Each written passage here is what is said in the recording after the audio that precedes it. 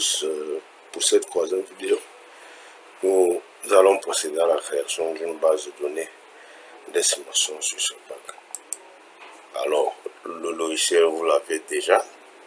La première étape, quand on veut effectuer ce travail, c'est de se connecter à son dossier. Bon, ici, je ne sais pas qu'il a noté que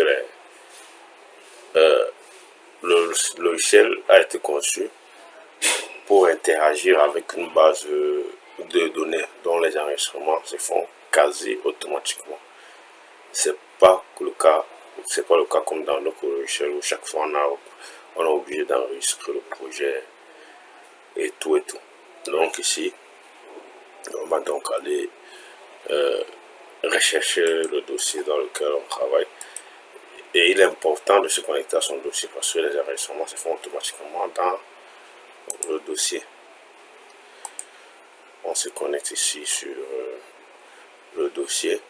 Et pour la première étape de ce travail, on va d'abord changer de profil. Le profil sur ce pack, en fait, c'est comme des outils. Alors, il y en a plusieurs en fonction des objectifs qu'on va atteindre.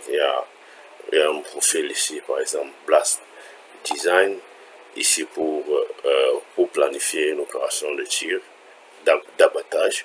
Bloc modèle ici pour l'estimation. Geology Database pour tout ce qui concerne la base de données géologique, et ainsi de suite. Donc ici, le premier qui va nous intéresser, c'est le profil Geology Database. On va donc commencer par créer une base de données. Je vais appeler cette base de données bizarre.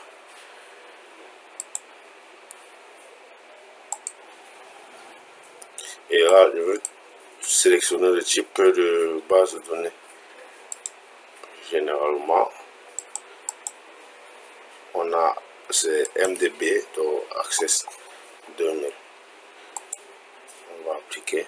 Et là, directement ici, vous voyez, pendant le cours, je disais qu'il y avait deux tables obligatoires qui étaient le collab fichier qui représente les coordonnées et la profondeur maximale des trous de forage et CRV, les mesures de l'épandage et les azimuts. C'est les bases, c'est les deux fichiers obligatoires d'une base de données. Donc, on va donc ajouter les autres fichiers qu'il n'y a pas, c'est-à-dire AC. On va cliquer droit ici, ajouter, et on va ajouter Geology pour la base de données Geology. Alors, cette opération ici est très délicate. Il s'agit en fait de définir les tailles et le nombre de décimaux pour chaque élément. Dans la première vidéo ici, on a eu à configurer l'ordinateur pour ceux qui n'avaient pas le système anglophone en définissant les séparateurs comme virgule et les décimaux comme les points.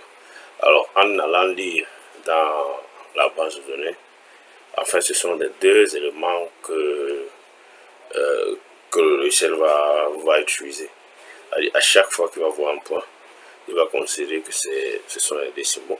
Et chaque fois qu'il va voir une virgule, il va considérer que, en fait, on quitte d'un élément, d'un type de données à un autre. Donc, il est très important ici de définir la bonne taille des éléments. Donc, Y, ici nous sommes à Collab, on peut ouvrir.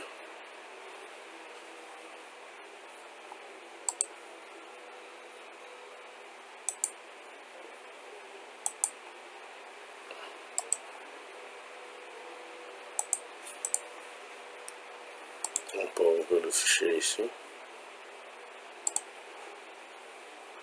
Alors, on va ouvrir Collab.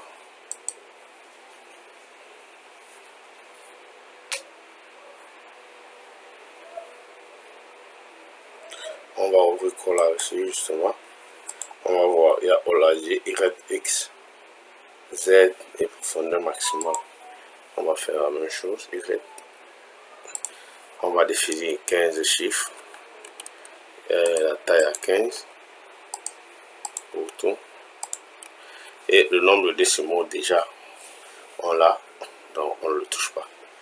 Maintenant, la taille des caractères, je préfère maximiser, je vais mettre 30. On a all IG, 30, 15, 15, les décimaux, on laisse à quoi. All path, on ne l'a pas, c'est pour ça qu'il est couché. On va la sauver. On va faire pareil.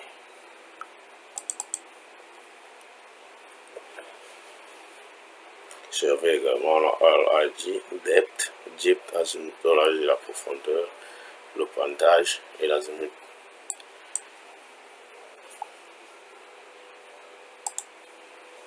Là, on va faire la même chose. IG, on va le mettre à 30, on s'assure que ce sont les caractères. Depth, je mets 15, 3. J'ai pas le YXZ, donc je vais cocher. Maintenant, j'ai Jeep azimut, je vais mettre 15, 3, 15, 3. Je pense que c'est bon. Pour le reste, vous voyez, on a le low et le high bound, c'est-à-dire les bornes minimales et maximum. Bon, ici, je pense automatiquement les caractères n'en ont pas. La profondeur varie de 0. Ici, la borne maximale, c'est 10 000 mètres. Les coordonnées, il n'y en a pas. Le pendage, c'est moins 90 et 90. Et l'azimut, c'est entre 0 et 360 degrés. Ici, les tables Translation et Styles, en fait, ce sont les tables qui sont générées automatiquement. Donc, on n'a pas besoin de les configurer. Pour AC, nous allons faire la même chose ici.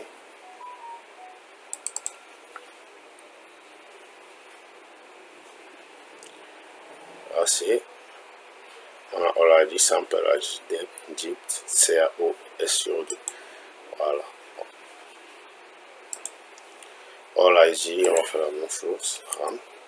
Sample IG, on va soumettre RAM. On va le laisser coucher. Ici, en fait, vous allez voir devant que ça va toujours pareil. C'est une erreur, en fait, du système.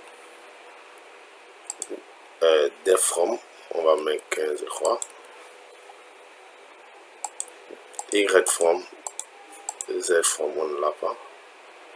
Dep2, on va toujours mettre 15, je crois. Y2, on ne l'a pas.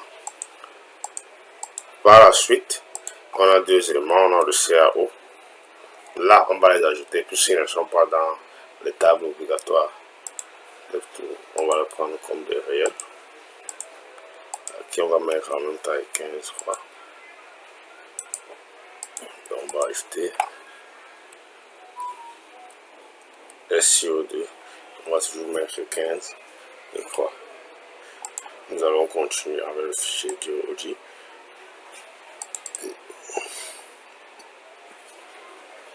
Et on va faire la même chose. On a dit des formes de rock type et domaine.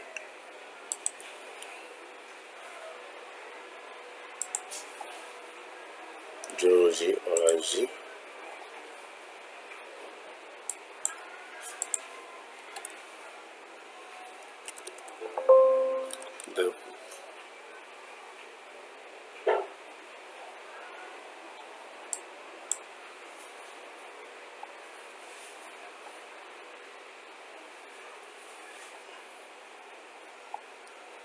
Depth from, depth to. En fait, ici, bon, ici, ça a été renversé.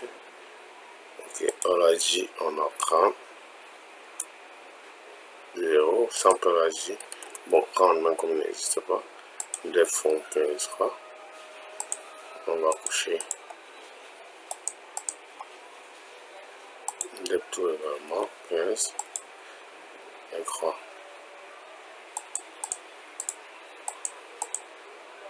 On coche tout le reste. Là, on a rock type. Bon, je vais configurer après le topologie. C'est les caractères que je vais mettre 30. Et je vais ajouter domaine également 30. Ici, également, ils sont cochés ici parce que c'est une erreur du logiciel.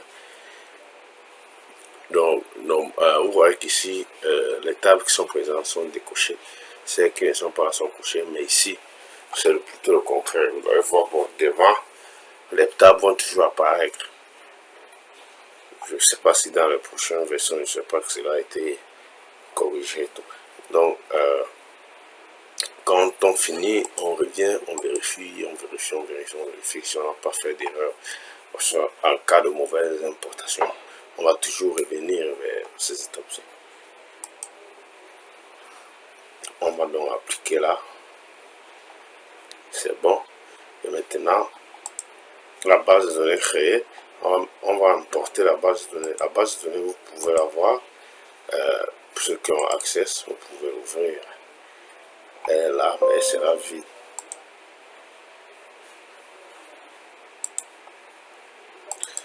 La base de données sera vide. Voilà. Bon, pour les utilisateurs avancés, souvent quand le forme, ils viennent maintenant, ils remplissent. Ils remplissent ici, hein, sans problème. Là, on va l'importer.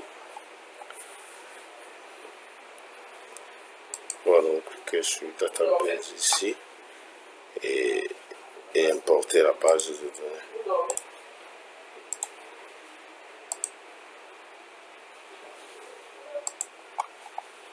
Là, on va regarder le même fichier. On va valider. Là, c'est bon. Le délimitaire, on le prend. Format frais, on va appliquer. Ok, maintenant, c'est un petit, ici, c'est un petit jeu. On garde tous les fichiers ouverts et on va sélectionner les autres. Premier fichier, Transition, première table. Sauf que Transition, on ne le gère pas. Maintenant, Collar, on a vu OLAJ, la première colonne, Y, deuxième, X, troisième, Max Def, cinquième, EPAF, sixième, on ouvre Collar, on vérifie, c'est exactement le même ordre, sauf que EPAF n'est pas là, donc on va mettre 0 pour J qui n'est pas là, et on va découcher pour J qui n'est pas présent. On va continuer avec survey. C'est All IG, Dep, Jeep et Azim. Survey, c'est All IG 1, Dep 2, Jeep Croix, Azim 4. Là, c'est bon. AC également. AC, c'est All IG, Sample IG. Vous voyez le Sample IG dont j'ai parlé, il est toujours là. Dep Form 3, Dep 4, CAO 5, SCO2 5, 6. Donc, on va faire la même chose. All IG, Sample IG, Dep Form de tout CAO, SCO2, c'est bon ici. Maintenant, géologie, vous allez voir, il y a une différence. À géologie, on a All IG, Dep Form de tout rock type et domaine. C'est-à-dire, Sample IG ne vient pas. On va mettre 0, on le décoche. Maintenant, Dep2 c'est 2. Dep Form c'est 2, Dep2 c'est 3. Lithologie c'est 4 et domaine c'est 5. Style aussi, il ne nous intéresse pas. Bon, là, on va appliquer. Ici, on passe à la configuration. On nous demande le nombre maximum d'erreurs autorisées durant l'importation. Ici, c'est le QAQC qu'on explique encore. Le concours qualité en fait de la base de données. Il va effectuer un petit concours si la base de données n'a pas été bien traitée ou bien si la base de données dispose d'erreurs. Il va les ignorer. Maintenant, il a un nombre maximum d'erreurs à ignorer.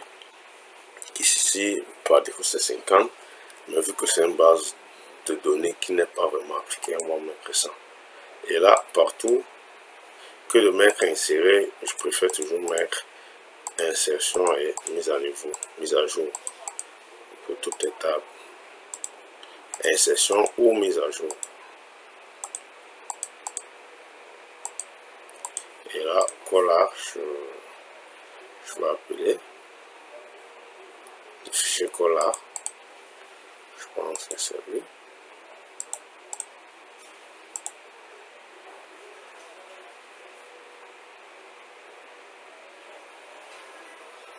Si je ne fais pas de bêtises. Oui, c'est bien le fichier Collar.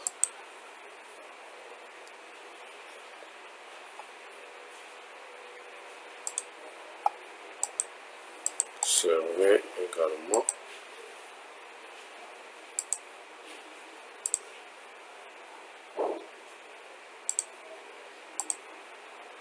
Conserver. Assez, je fais pareil. Et géologie, je prends géologie. Là, je vais donc appliquer et attendre.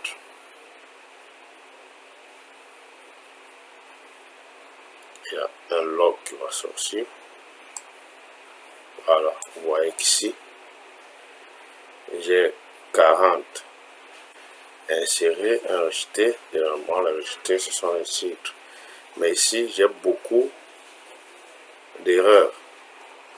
On me dit que dans ma base de données, regardez ici par exemple, on me dit qu'il y a trop d'erreurs. Comme quoi, on dit la plupart des erreurs, vous allez voir, on dit le maximum a été dépassé pour ce fichier bit 026, bit 03. La profondeur maximale a été dépassée. Alors ici, on ne sait vraiment pas. On ne sait vraiment pas. Et on nous dit ici, bit 024B n'existe pas dans la table. 24A, on dit la profondeur est dépassée partout. À 24A, 14A, partout là. Et ailleurs, on nous dit la taille maximum a été dépassée. Donc, ici, c'est un problème qui survient lors de la création de la base de données et tout. Bon, on ne sait vraiment pas. On va juste, on peut rien faire. Ce qu'on va faire, c'est qu'on va reconfigurer, on va faire les mises à jour, on va juste augmenter le nombre d'erreurs parce que on n'a pas le temps d'aller traiter tout ça, d'aller vérifier la profondeur. Nous n'avons pas conçu la base de données, tout peut-être que lors de la construction de la base de données, le contrôle n'a pas été bien fait. Donc on va juste recommencer et on va importer la donnée en augmentant le nombre d'erreurs. Du coup, Collard, c'est bon. All IG, VYZ, survey. All IG 1, DEP 2, on dit croix, Azimut, c'est bon. All IG 1, sample IG, c'est bon. Et Radiologie, All IG, c'est 1. Sample IG, c'est 0. On décoche. Deform, c'est 2. Dep2, c'est 3. Liturgie 4. Domaine 5. Là, on va juste faire la mise à jour, toujours insert update.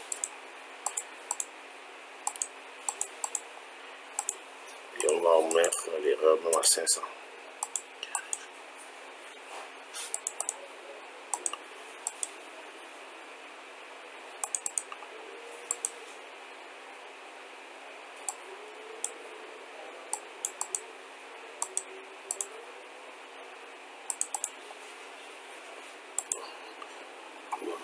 Prier, attendre peut-être qu'on a passé 500 erreurs. Ok.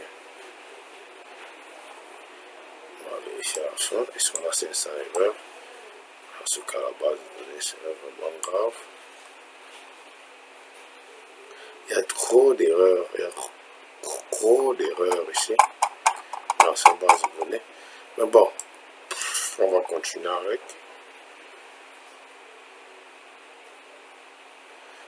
On va pas faire autrement. Il n'y a pas eu 500 erreurs, sinon la fenêtre sera apparue. Donc directement, quand on finit d'importer les données, on a la base de données qui s'affiche là. On peut toujours aller ouvrir et vérifier si les données ont bien été importées. Voilà. Si on ouvre ici, vous allez voir bien évidemment que les données présentes, quelques données qui ont réussi à être importées sont là.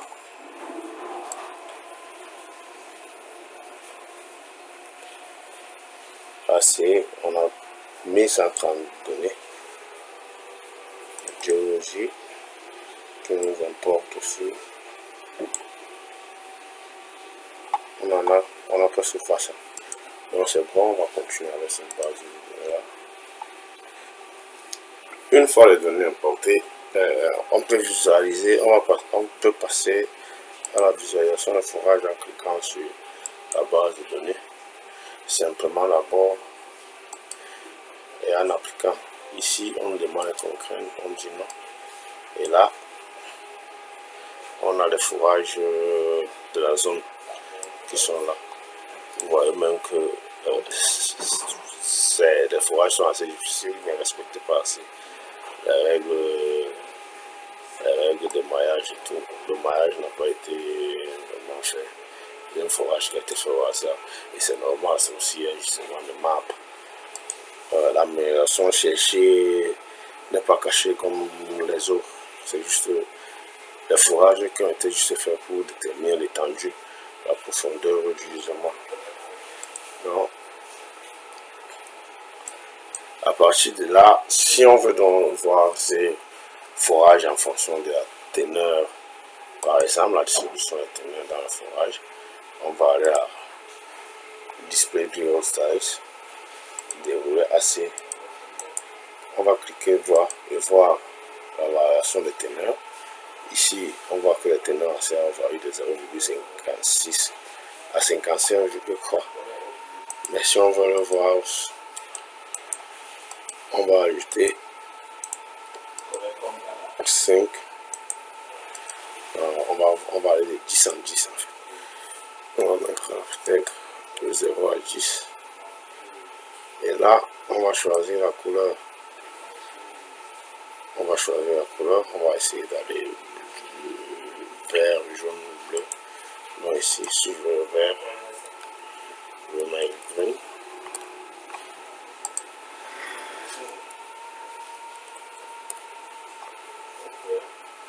Prochain, je vais aller de 10 à 20.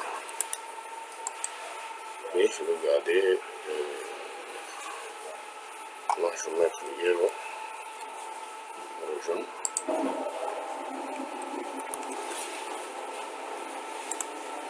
Le prochain va aller de 20 à 30.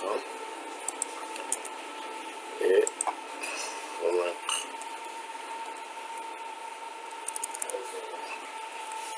le sky blue, le bleu ciel.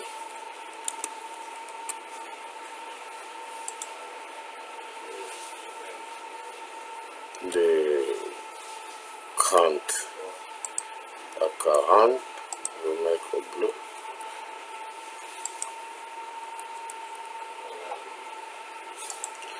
Et enfin de 40 à 60, pourquoi pas. De 40 à 60, je vais mettre le rouge.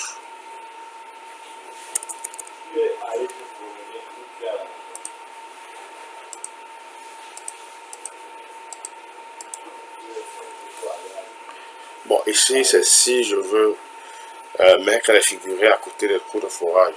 Il y a tellement de configurations à faire ici, mais je ne veux pas m'attarder sur tout cela. Vous allez le découvrir par vous-même.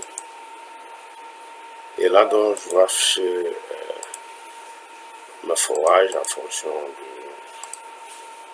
du CAO. Bon, je veux mettre un système peut-être de relancement. Ici également, pour l'affichage, il y a tellement de configurations ici. Je pense qu'en faisant ce TP, essayer, on peut mettre les figurés géologiques. Selon on veut en fonction de la géologie, on met à côté le forage pour les disposer directement, pour voir les logs. On peut ajouter des noms également à côté, tout et tout. Mettre les indicateurs de pendage et tout si on veut. Voilà. Mais là, quand on l'affiche, vous voyez qu'on a ici donc le forage ici en fonction de la distribution du CAO. Et vous voyez que c'est quasiment du rouge partout. On a vu le rouge, c'était le domaine riche avec le marbre blanc, le marbre rose. La légende peut être vue ici. Si on voit la légende là. Et on peut même ajouter, une grille. On croit dire. Voilà, on peut afficher. Et ainsi de suite. Donc, pour cette vidéo, je pense que c'est bon.